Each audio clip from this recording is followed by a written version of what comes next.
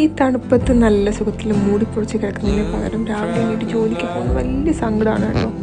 സമയം കണ്ടാൽ വിചാരിക്കും വെളുപ്പിനാണ്, നല്ല 8 മണിയാണ്, ഓഫീസ് ടൈമായി. പക്ഷേ വിൻ്റർ ആയതുകൊണ്ട് ഒരു സുഖമില്ലാന്നേ. ഓഫീസിലെത്തി ലോഗിൻ ചെയ്തു, കുറച്ച് നേരം പണിയൊക്കെ എടുത്തു. അത് കഴിഞ്ഞ് ബ്രേക്കിന് പോയിട്ട് എന്നാൽ പിന്നെ ഒരു കോൾഡ് കോഫി കുടിക്കാമെന്ന് വെച്ചു. താഴെ കഫറ്റീരിയയിൽ അങ്ങനെ പോയി ഒരു കോഫിയൊക്കെ വാങ്ങി വന്നു. പിന്നെ അതേ കാണുന്ന കുറച്ച് പ്രഹസനമൊക്കെ കാണിച്ചു. എന്നിട്ട് വന്ന് പിന്നെ കുറച്ച് പണിയൊക്കെ എടുത്തു.